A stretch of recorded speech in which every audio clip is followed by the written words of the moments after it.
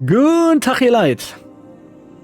Heute mal ein bisschen anderes Video, so als kleines Bonusvideo, weil ich mich immer freue, wenn ein Entwickler geschnallt hat oder schnallt, wie wichtig es ist, gute Einstellungsmöglichkeiten zu haben bei einem Spiel. Ich spiele hier die PC-Version von Senua's Saga, also Hellblade 2. Wir gehen mal in die Einstellungen.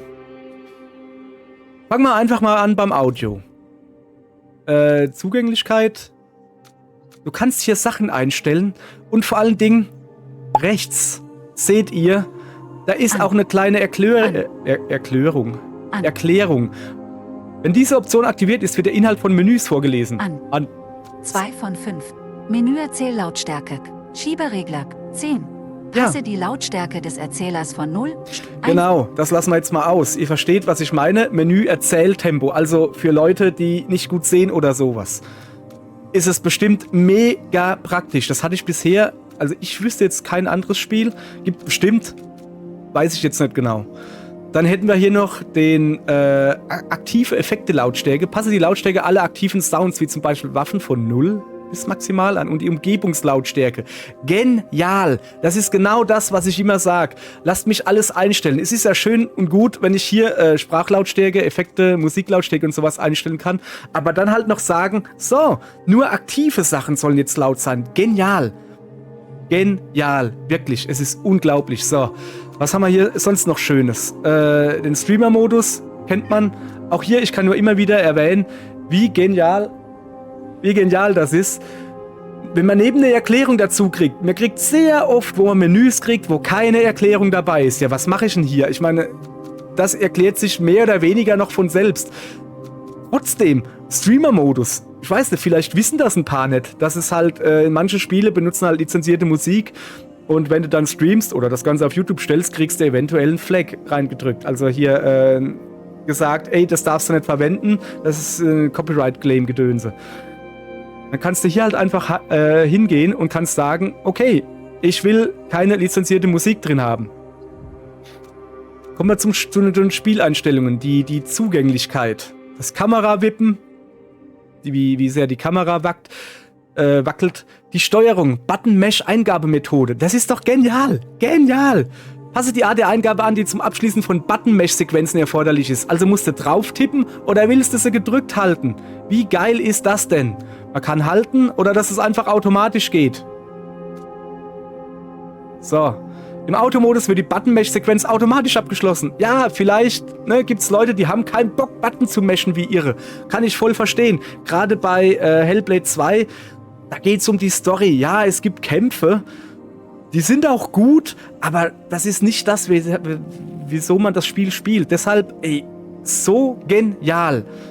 Auch hier wieder, wie will man rennen?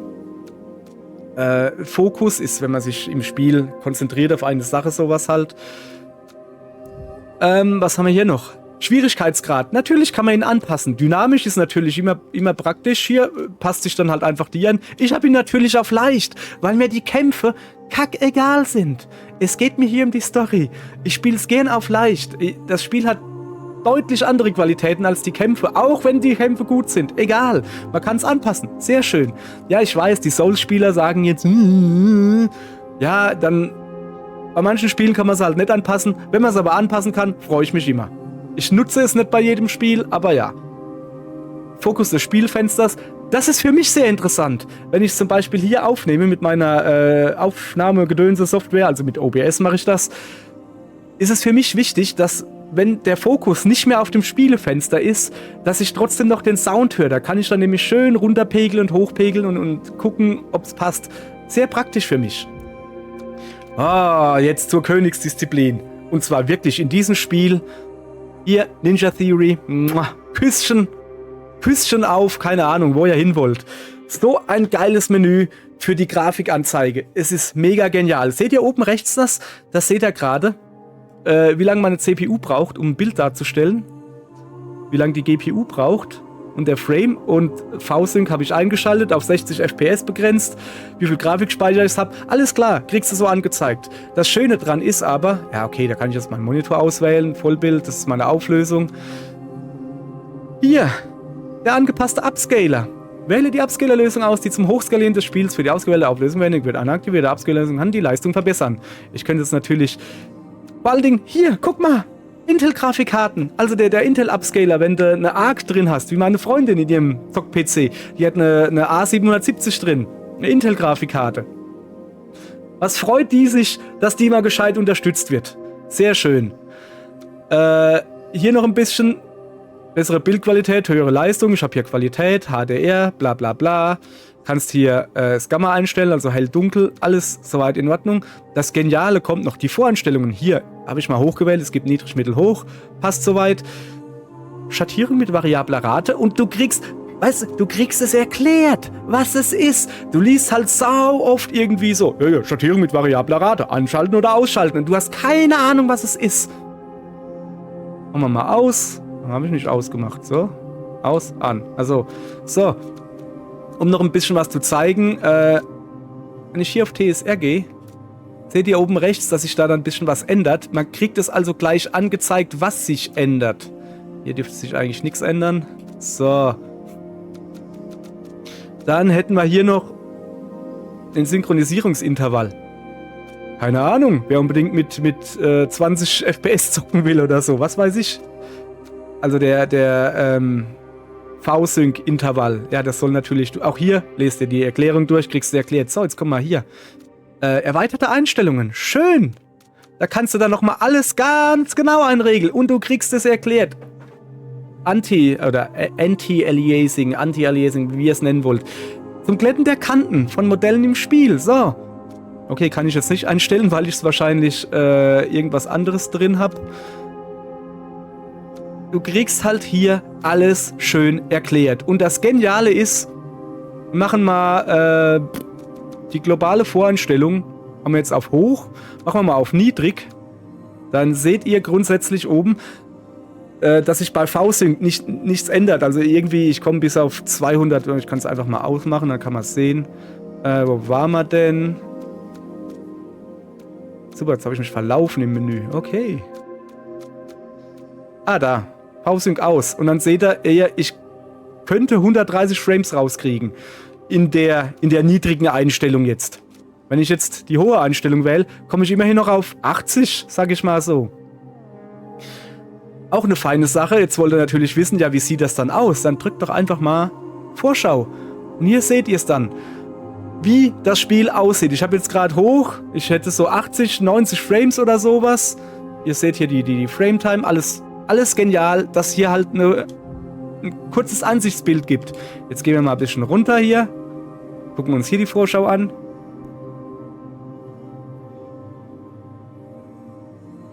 Yep. Okay, sieht ein bisschen verwaschener aus, ein bisschen verschwommener, aber immer noch okay. Kriegt dafür 130 Frames, wer es will, wer es braucht. Ich krieg angezeigt, wie viel Grafikspeicher benutzt wird. Das sollte ja auch wohl das Mindeste sein. So, ich kann hier gleich... Zack. Guckt mal da hinten zum Beispiel der Käfig, der sich da hinten dreht, mit den Raben drin, links von Senua. Jetzt mache ich hier mal auf niedrig. Da sieht man ja halt schön, dass der Nebel näher kommt. Beziehungsweise hier kommt der Nebel näher. Oder hier ist überhaupt Nebel. Die Wasserpfütze, der Boden, einfach mal alles angucken, wie sich das verändert. Die Wiese unten an den Füßen, die wird halt weniger und bewegt sich nicht so viel. Auf Mittel wird es schon ein bisschen mehr, auf Hoch mehr Wiese, mehr Bewegung drin. Feine Sache. So. Wie gesagt, genial. Einfach nur genial. So. Pflanzendetails, Sichtweite und auch hier wieder, du kriegst gesagt, die Menge des Laubs, also auf dem Bildschirm, die Wiese halt, wie viel willst du angezeigt kriegen? So, ich gehe jetzt mal hoch, bevor ich das vergesse. Wo habe ich es denn hier? Ich suche V-Sync, da, vertikale Synchronisierung, die mache ich wieder ein und mache sie auf 60 Frames, weil, ja, ich könnte mehr kriegen, aber mein Monitor kann auch mehr als 60 oder ich glaube 144 oder sowas, aber ey, mach mal auf 60 und gut ist. Reicht für YouTube. So, was haben wir hier noch? Barrierefreiheit. Schaut euch das mal an. Wir haben hier Bewegungsunschärfe. Keine? Wer will denn schon Bewegungsunschärfe? Ich nicht. Kann ich euch gleich sagen. Kommen wir mal eins. Farbenblindmodus. Okay, da kenne ich mich nicht aus. Das sind wohl die verschiedenen Arten von Farbenblindheit. Brauche ich nicht. Aber schön, dass es drin ist. Ah, okay, ich sehe. Wahrscheinlich kann der dann rot erkennen oder so. Was weiß ich. Schön, dass es drin ist. So. Wo waren wir hier? Genau, Grafik. Steuerung kannst du natürlich anpassen, wie du es willst. Du kannst den Fotomodus anpassen, wie die Steuerung vom Fotomodus ist. Hoppala, jetzt bin ich ganz raus. Wo waren wir denn? Eingabe? Was zur Hölle ist Eingabe? Ah, du kannst hier... Ja. Wer schon immer invertierte Steuerung haben wollte, hier kann das machen. Empfindlichkeit der Analogsticks einstellen. Empfindlichkeit der Analogsticks im Fotomodus. Also alles getrennt nach Fotomodus, Spiel. Genial. Die Benutzeroberfläche. Oh mein Gott. Oh mein Gott. Die Leute haben es verstanden. Also zuerst mal Sprache der Untertitel. Deutsch. Das hier ist, steht es sogar da. Hier, Menü-Wrapping. Kann sich da jemand was drunter vorstellen? Nein, keiner kann sich da was drunter vorstellen. Aber es wird erklärt. Es ist quasi so Pac-Man-Style. Wenn du ganz oben im Menü bist und drückst nochmal oben, dann kommst du unten raus. Bam, geile Idee. Da musst du dann nicht ewig rumscrollen. Erweiterte Einstellungen. Und da habe ich mich so gefreut. Also zuallererst mal, okay, hier sind wir noch ein bisschen falsch. Aber du kannst dir hier die Frames anzeigen lassen. Ich spiele das Spiel über Steam, kannst du auch bei Steam machen, dass es dann auch nicht im Videosignal mit drin ist in dem Video. Also ich sehe unten links bei mir im Eck, dass ich 60 Frames habe zum Beispiel. Aber wenn ich ein Video mache, ihr seht es nicht gerade. Du kannst aber auch hier hingehen, kannst sagen, ja doch, ich will das immer angezeigt kriegen vom Spiel aus. Bitteschön, hier kannst du es anschalten. Du kannst die Farbe ändern. Du kannst die Deckkraft ändern, also soll es etwas schwächer ausgeprägt sein, wie hier, so. Wo es sein soll natürlich, oben rechts, unten links, bla bla bla. Aber brauche ich nicht. Alles klar. Untertitel. Jetzt kommen wir zur Königsklasse. Zuallererst mal, ich wollte natürlich Untertitel haben. Und du kriegst sie auch angezeigt, ne? Wie die Untertitel dann aussehen. Nicht einfach Untertitel an, aus, sondern hier siehst du sie. Untertitel CC ist, glaube ich, Closed Capture oder irgendwie sowas. Auf jeden Fall, wo die Umgebungsgeräusche noch die Untertitel dazu sind. Sprich, Donnergrollen. Für Hörgeschädigte, super Sache. Dass du das extra an- und ausschalten kannst. Genial, mitgedacht. Die Textgröße einstellen. Hier. So, hier, ich bin am PC und ich habe gerne kleine, was weiß ich was. Nö, ich habe gerne 5, reicht. Die Richtung. Du kriegst oben links im Eck, kriegst du halt gesagt, die Stimme kommt von da hinten oder sowas. Will ich eigentlich nicht. Erweiterte Einstellungen. Und jetzt hier. Als ich das gesehen habe, ich habe mich so gefreut. Man kann die Textfarbe von den Untertiteln anstellen. Ich habe hier natürlich gelb genommen. Ich weiß, dass weiße Untertitel deutlich besser aussehen und edler, keine Ahnung, hochwertiger. Es sieht halt nicht so billig aus. Aber gelbe Untertitel sind das Geilste, was es gibt. Einfach, man erkennt sie. Wie oft hat man in einem Spiel, dass es irgendwie, du guckst in ein helles Licht, es ist weiß, dann kannst du diese verkackten Untertitel nicht lesen. Du kannst sie dann lesen, wenn du eine Kontur drumherum machst, sprich, die Dicke, du kannst hier sagen, willst du eine Kontur, also um die Buchstaben drumherum noch ein bisschen schwarzen Rahmen oder sowas, willst du einfach einen Hintergrund haben, so wie hier jetzt. Oder willst du Hintergrund und Kontur? Ja, wenn der Hintergrund halt schwarz ist und die Kontur schwarz, sieht man davon nichts. Ich habe gerne nur Kontur, also einfach nochmal einen schwarzen Rand um die einzelnen Buchstaben. Auch hier nochmal die Deckkraft ich dürfte wahrscheinlich von dem Hintergrund sein. Gehe ich mal davon aus. Ich könnte ja einfach mal gucken, wie der erklärt. Die Sichtbarkeit von Hintergrund und Konturen, ja, sag ich doch. Von diesem Hintergrund. So.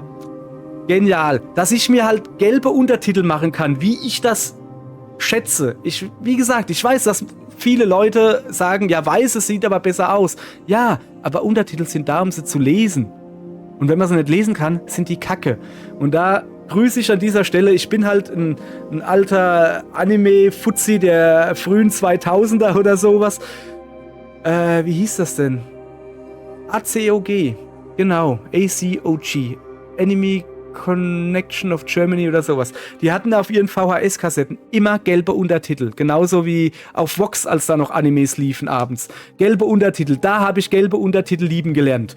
Und als ich dann irgendwann mal ein amerikanisches VHS-Tape in die Hände bekam und reinschob und das hatte irgendwie weiße Untertitel und dann so, oh, das sieht gut aus. Ja, dann kam eine Szene, wo ein weißer Hintergrund war und dann so, ja, schön, ich würde gerne Untertitel lesen können. Danke. Nö, dann mache ich lieber gelb. Gelbe Untertitel sind der Shit, ihr Leute. Ich sag's euch. Du kannst die Konturfarbe, sprich die Umrandung von den Buchstaben, voilà, ich will hier nichts verstellen, die Konturdicke, so, jetzt hast du halt, es sieht man halt jetzt gerade nicht gut, also wie dick der Rahmen um die Buchstaben sein soll, kannst du einstellen, genial, sowas will ich haben, warum hat das nicht jedes Spiel, das kann doch nicht so schwer sein. Was haben wir hier sonst noch? Spiel selbst kannst du, glaube ich, auch irgendwo die generelle Größe, das dürfte wahrscheinlich bei der Benutzeroberfläche sein. Ist das bei Zugänglichkeit? Ah, Textgröße, genau. Hier. Genial. Wie oft, ich sitze jetzt hier am Monitor und zock das Spiel. Allerdings spiele ich auch sehr oft am Fernseher. Großer, was ist das, 65 Zoll Fernseher, sitzt da, keine Ahnung, 2-3 Meter weg auf der Couch und sowas. Und wenn dann so kleine Popelmenüs kommen, da kriege ich die Krise, sag ich euch. Und deshalb mach den Text auf groß. Also nicht, dass das Bild aufgezoomt wird, sondern der Text wird vergrößert. Warum gibt's das nicht in jedem? Warum muss ich mich mit so einem Mini-Putzeltext auseinandersetzen in der heutigen Zeit, wenn es doch gar kein Problem ist, einfach zu sagen, Text größer machen. Auch hier wieder. So geil, dass die da dran gedacht haben. Und natürlich hier sogar eine Erklärung dabei. Textgröße groß, ja wie? Welche Textgröße? Alle oder was? Ja, Spieltext, also ist drumherum und sowas. Aber die Untertiteltext kannst du wieder einzeln einstellen. Kannst du sagen, ja, den hätte ich gern ein bisschen kleiner. Kein Problem. Super Sache. Ich sag's euch, das Spiel, von den Einstellungsmöglichkeiten, die das Spiel hat, genial. Wo man dann gerade noch ein bisschen bei Einstellungsmöglichkeiten sind. Das hat jetzt damit ein bisschen weniger zu tun, aber Kapitelauswahl. Hier, ich bin ganz am Anfang von Kapitel 2, also ich spoilere jetzt, glaube ich, nix. Gehst du drauf und du kannst noch die Unterkapitel wählen. Schön. Ach, ist das eine schöne Sache. Und da kann man dann zum Beispiel hinspringen, hier hin. Und, oh, man kriegt hier sogar angezeigt, wie viele von diesen Textsäulen da sind. Schön. Eine von einer habe ich gefunden. Feine Sache. Man kann dann zum Beispiel jetzt hier reinspringen und sagen, oh, da, guck mal, so wie sie da steht zum Beispiel, das ist doch ein schöner Screenshot. Den hätte ich gerne als Thumbnail. Kannst du machen. Und da kommen wir jetzt nämlich gleich drauf. Auf das Menü vom Fotomodus. Zuallererst mal, es ist ein Fotomodus drin. Das ist super. Und da gehen wir jetzt auch gleich hin. Der Fotomodus. Auch hier wieder, man wird zugeschmissen mit Einstellungsmöglichkeiten. Es ist wirklich genial. Das hier ist Ende des allerersten Kapitels, glaube ich. Also ich glaube, ich spoilere hier nicht zu viel. Der erste große Gegner. Man ruft den Fotomodus auf mit Controller, indem man einfach auf dem Steuerkreuz nach oben drückt. Das werde ich jetzt gleich mal tun. Ich warte jetzt hier mal ab, bis das Schwertchen schön zu sehen ist. Ungefähr jetzt. So. Ist das nicht ein super schönes Bild? Kann es auch mal zeigen. Wunderschön bisher. Da lässt sich doch bestimmt ein super Screenshot draus basteln. Man kann den aber noch verschönern, indem man zum Beispiel, als allererstes empfehle ich hier die Bewegungsgeschwindigkeit, das ist die Geschwindigkeit von der Kamera, die man dann bewegen kann, runterzustellen. Dann für einen schönen Screenshot ist das 2:39:1 nicht so genial. 16:9. Dann kann man noch eine Vignette dazu. Allerdings tendiere ich da eher dazu, einen Effekt draufzulegen. Und zwar, ich mag Tunnel. Tunnel macht diese Vignette außenrum, aber ein bisschen verranzte Vignette.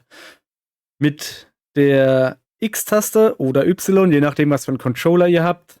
Ich habe hier eine Art Switch-Controller.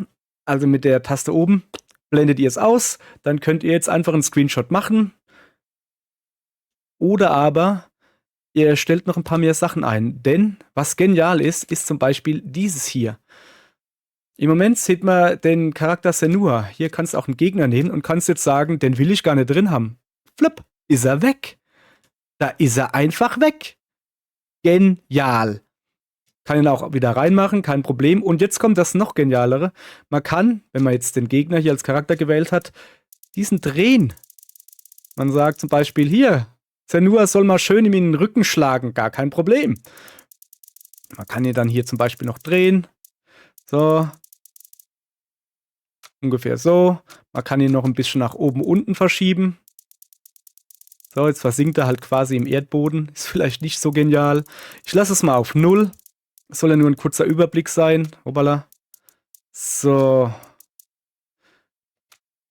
Der Fokus kann man setzen. Jetzt werden die Kameraexperten jetzt hier, das ist wahrscheinlich hier, die können da mehr mit anfangen. Ich nicht wirklich viel. Das Einzige, was ich machen kann, ist, ich kann hier Autofokus reinmachen und hier eventuell auch noch automatisch dran.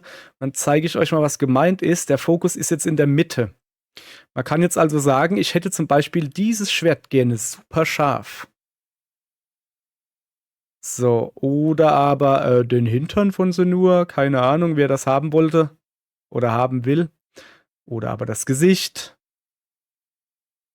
Man geht dann halt also drauf, so, reicht schon, fertig. Jetzt ist das Gesicht schärfer, ist jetzt bei der, ist jetzt hier nicht so mega. Ich sag mal, ich fokussiere mich hier ein bisschen.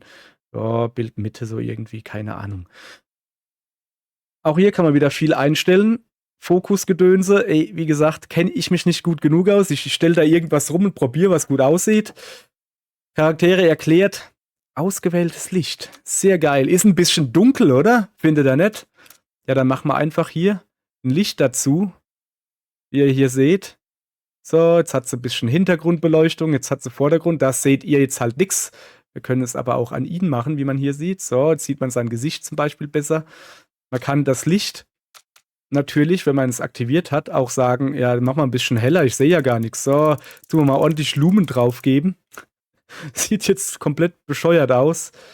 So, die Lampe sieht man dann hier sehr gut, wo sie gerade ist. So. Wenn man das will. Wenn man denkt, hier, das ist so ein hübscher Mann, der lächelt so süß. Der muss ein bisschen beleuchtet werden.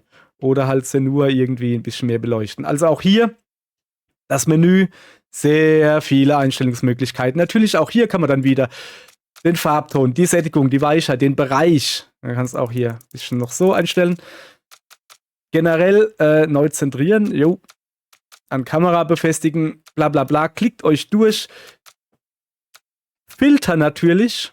Habe ich ja vorhin schon gezeigt. Spiel hätten wir selbst. Ich kann das Ganze auch noch bei Kerzenlicht. Naja. Knackig warm. Was hätten wir hier? Horror ist, glaube ich, eher blau, wenn ihr das wollt. Also hier Filter einstellen, die Intensität der Filter, also wie stark die Filter sind. So, jetzt gehen wir wieder zurück. Jetzt haben wir nur noch ein bisschen blau drin. So halt auch hier unglaublich, was man hier alles einstellen kann. Also auch hier wieder Ninja Theory. Echt geil gemacht. Ich liebe Menüs, ich liebe, wenn man es anpassen kann. Ich liebe es, weil ich eine faule Sau bin und keine Photoshop-Skills habe oder in meinem Fall GIMP-Skills. Ich benutze kein Photoshop, ich habe nur GIMP. Da kann ich so das Nötigste, ein paar Ebenen erstellen und irgendwas hin und her schieben. Aber ich kann keine gute Thumbnails erstellen. Habt ihr vielleicht schon festgestellt. Deshalb bin ich immer froh, wenn es hier einen schönen Fotomodus gibt. Das Einzige, was mich stört, sobald man rausgehen will aus dem Fotomodus wieder, mit B, wirst du immer gefragt, willst du rausgehen? Ich würde es halt schätzen, wenn das nicht dauernd kommt, wenn man das nicht dauernd bestätigen muss. Schade eigentlich. So viel dann zum Fotomodus. Dann soll es das auch hier gewesen sein mit dieser kleinen Einstellungsexkursion. Ich weiß, dass das hier so ein Special Interest Video ist, weil viele Leute interessieren die Einstellungen nicht. Die stellen vielleicht einen Schwierigkeitsgrad ein, maximal oder sowas, und das war's auch. Ist auch voll in Ordnung, sagt ja keiner was dagegen. Aber wenn man halt Bock drauf hat, ein Spiel so anzupassen, wie man es will, also ich habe halt eine Vorstellung, was ich will in einem Spiel oder in der Oberfläche so und was ich nicht will. Und wenn ein Entwickler die Möglichkeit gibt, da was anzupassen, ey, da freue ich mich immer. Ich meine, man kann die Untertitel einfärben. Wie geil ist das denn? Gelbe Untertitel, ja! PC-Spieler kennen das halt wahrscheinlich eher, dass sie sich in den Settings rumtreiben, in den Grafik-Settings meistens, um da irgendwie was hinzukriegen. Aber auch bei Konsolenspieler, ey, auch hier, was du an der Benutzeroberfläche einstellst. Ich fange schon wieder an mit meiner Lobhudelei. Das Video geht eh schon viel zu lange. Was ich einfach nur sagen will ist, Senua Saga Hellblade 2 hat so geile Einstellungsmöglichkeiten. Schaut euch da mal ein bisschen um. Schreibt vielleicht dem Entwickler oder was weiß ich was oder auf Steam oder keine Ahnung woher, schreibt mal, hey geil gemacht, danke, dass ihr Einstellungsmöglichkeiten bietet und auch noch so viele. Es ist Wahnsinn. Also, ich muss jetzt aufhören und noch eine Runde weiter zocken, sonst komme ich hier zu gar nichts mehr. Ich bin voll im Lobhudelfieber. Das muss er mal ein Ende haben, sonst platzt mir hier, keine Ahnung, der Kopf vor lauter Freude. Deshalb sage ich tschüss. Wenn ihr wollt, guck mal, ich habe die Maus ausgeschaltet. Wenn ihr wollt, schaut die Let's Plays von mir zu Hellblade 2. Ich habe auch ein Let's Play, also eine Reihe zu Hellblade 1 gemacht, wenn ihr das gucken wollt. Auch das hat schöne Einstellungsmöglichkeiten, da habe ich aber kein extra Video dazu gemacht. Zwar, bitte seid gnädig mit mir, wenn ihr die Videos zu Hellblade 1 von mir guckt.